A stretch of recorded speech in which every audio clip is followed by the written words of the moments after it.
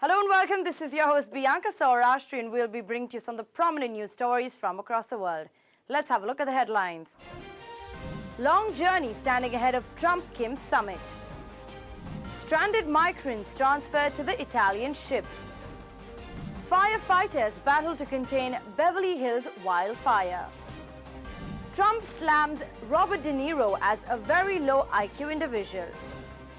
New fire damages market in Haiti's capital. Let's have a look at the stories in detail.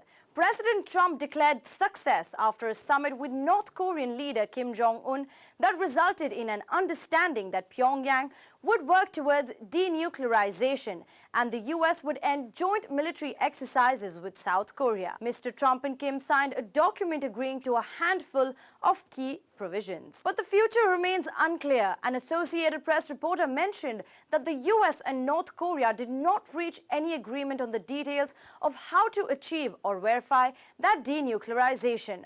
The president remarks in a rare extended news conference after the summit. Mr. Trump also claimed Kim told him that North Korea has destroyed a major missile testing site, although he didn't expand on that. Australian Prime Minister Malcolm Turnbull says Donald Trump deserves credit for giving peace on the Korean Peninsula a red-hot go, but it may not work. We welcome the outcome of the summit in Singapore. We welcome it cautiously, naturally. There have been many disappointments along the road to denuclearization of the Korean Peninsula. It clearly hasn't occurred. And the President has to be given credit for having the determination and the courage to really act in a way that's very decisive. It is not, he has acted in a way that no president has done before. He has gone and seized the opportunity, had a meeting, spent a lot of time with Kim Jong-un personally, and they've reached the commitments they have. Now, where will it lead? Will it result in the complete denuclearization of the peninsula? Only time will tell, and the president's acknowledged that. But he is giving it, he's having a red-hot go at achieving denuclearization on the Korean Peninsula, and you have to give him credit for that. Mr. Turnbull appeared to suggest Mr. Trump's commitment to stop the military exercise was part of the negotiation process. He said that they would not have the war games as he described them, and that's obviously part of the negotiating. He stated, President Trump is a deal maker. The President of the United States said what he did. He said that they would not have the war games, he described them. And that's obviously part of the negotiating tactic. Look, President Trump is a deal maker. He is a businessman who has brought a lifetime's experience of doing deals, of getting to know people, of being able to persuade them to come to an agreement.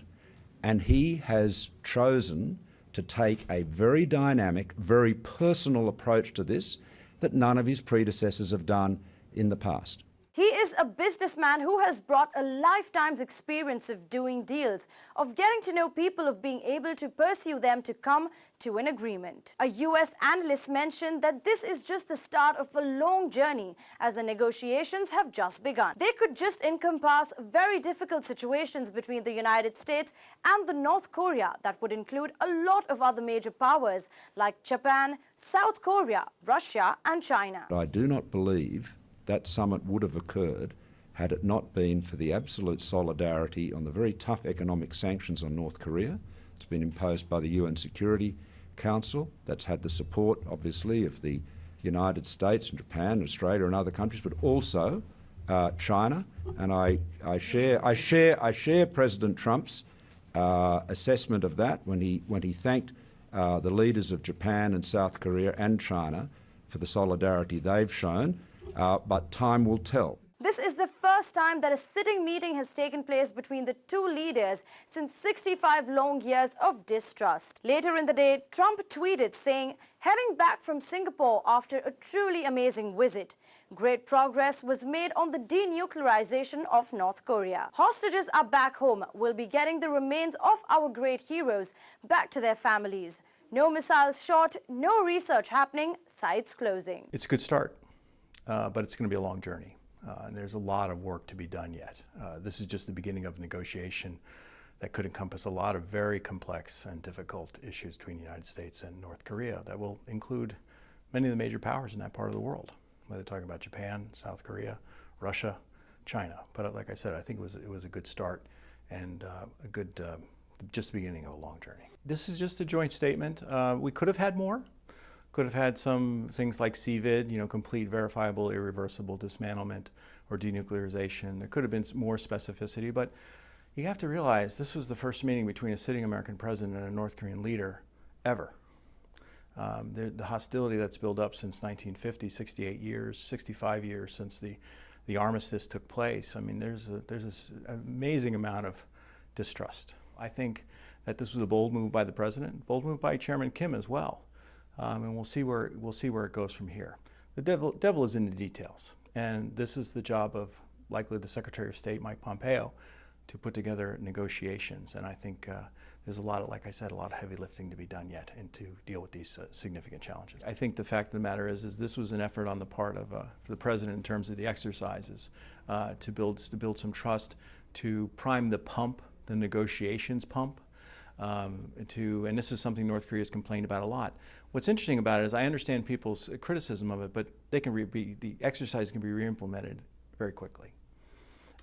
They can move, they can decide to take up these exercises again, and I'm sure there'll be consultations, or there were consultations with the Defense Department as to what effect this has on our readiness on the Korean Peninsula. But one of the things that people aren't talking about, I think they need to be talking about, is the fact we've had a significant reduction in tensions. Well, 6 months ago, we were using words like fire and fury. We were using words like preventive strike. The North Koreans were talking about turning Washington and Seoul into seas of fire. We're not hearing that rhetoric today. So the intentions, the capabilities are still there for military action, but the intentions seem to have changed and the tensions have reduced. So this is something the president probably felt he needed to do something to try to build trust and confidence with the other leader, and this is what he chose. The previous administration made no progress in dealing with the North Koreans, and this is a concern. I'm concerned about human rights in North Korea, but I'm also concerned about the nuclear issue. The president is trying to build a relationship. My analysis of him is that he feels that personal relationships are important in moving forward on these difficult issues, and I think he's trying to do that. After refusing to accept an NGO rescue ship with more than 600 people aboard, Italy has begun transferring its passengers to Italian boats to take them onwards to Spain. A total of 629 men, women and children have been aboard SOS Mediterranean's ship, the Aquarius, since they were rescued at sea on Saturday night. After a more than 24-hour standoff between Italy and Malta, both of which refused to give permission for the vessel to dock, until Spain eventually offered safe harbor. Those rescued have been sleeping on the docks for days and supplies on board are running low. Italian authorities delivered food and essentials to the Aquarius on Tuesday morning, SOS Mediterranean said, and dispatched 2 Italian vessels to collect more than half of the people rescued and sail with them alongside the Aquarius to the port of Valencia in southeast Spain. The standoff over the fate of Aquarius, turned away by both Italy and nearby Malta, but welcomed by Spain, has raised political tensions in Europe as the new Italian government wants neighbors to share more of the burden of the migrant arrivals. I don't even remember for 3 days, really hard here on board. Especially all the people, the rescued people, because we started on Saturday evening at 7:30 p.m. with a really hard rescue with broken rubber boats and around 50% in the water. We drowned people, but we grabbed them, we rescued them, and everybody came back alive with us. That has been something really hard for everybody. Really emotional, really strong, and then after these 2 rescues, we had a transfer from 4 Italian Navy ships on board, so we welcomed 629 persons on board. We directly made, we headed north directly, and then we just stopped. We've been asked to stop to drift. It was 40 degrees at the sun, no wind. I'd like to thank all these people to be so patient, to be so cooperative with us, because to give food to everybody, it takes 3 hours to go to the bathroom, to toilets. It takes an hour to have water, to find a place. And we had a lot of tension. We had some fights, and the crowd control is really exhausting, but I would like to thank them. And now to know that the bad weather, low pressure is coming, and we're going to have 3 days at sea like this with bad weather for these people, another transfer after all what they experienced in Libya. And even without this, all the shock, the traumatism due to the distress at sea, to the wreckage, I really don't understand how people can have them to wait for days sleeping on an iron deck. I'm sorry about that.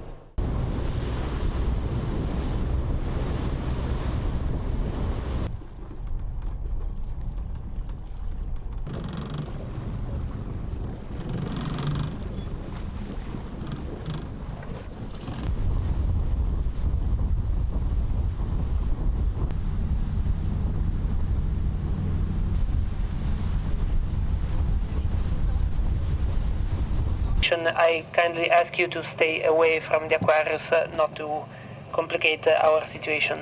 Thank you for understanding.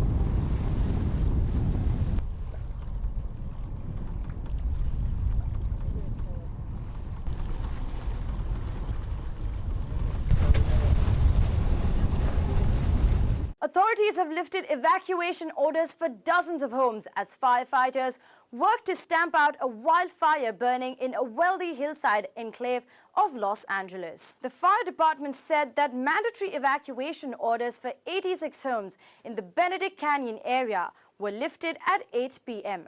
The blaze was 25% contained. The fire in the canyon, which were flanked by multi-million-dollar homes, authorities said that a power tool was being used to clear off sparks from the blaze. The 35 to 40-acre blaze didn't burn any homes, but 2 firefighters were treated, one from heat exhaustion and the other for a minor burn. At its peak, 250 firefighters and several aircraft fought the flames. I was in the house reading, and one of the guys that works across the street ran up and said that there was a fire, and I looked out and the side of the hill was on fire. So that's how I found out about it. I was having a peaceful afternoon, and then it's kind of interesting to see that. I've seen fires on TV, but not this close before. The fire isn't growing, but firefighters will work through the night dousing the hot spots.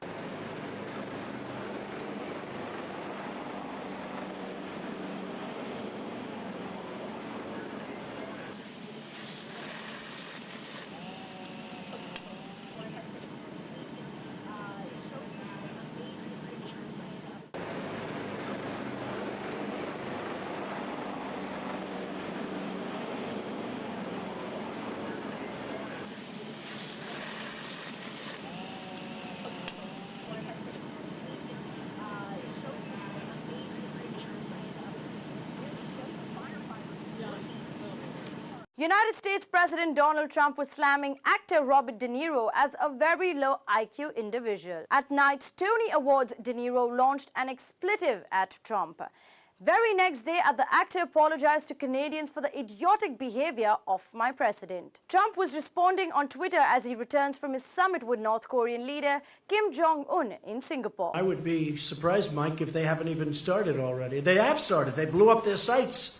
They blew up their testing site. So, but I will say, he knew prior to coming. You know, this wasn't like a surprise. It wasn't like we've never discussed it. We discussed it. Mike discussed it very strongly with his counterpart in North Korea. Trump said that De Niro, who won the Academy Award for his performance in the 1980s Raging Bull, has received too many shots to the head by real boxers in movies. Trump said that he believes De Niro may be punch drunk, adding, "Wake up, Punchy."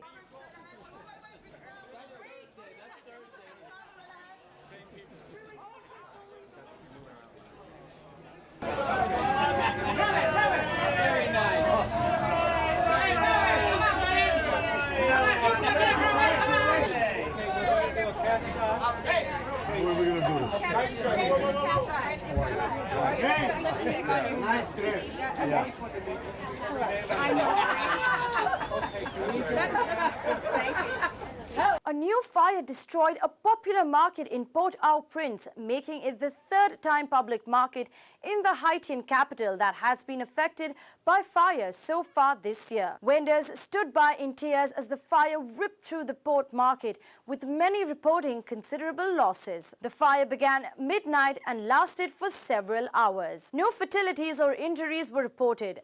Later, vendors walked through the market only to find piles of burned merchandise in some areas. The cause of the fire still remains under investigation.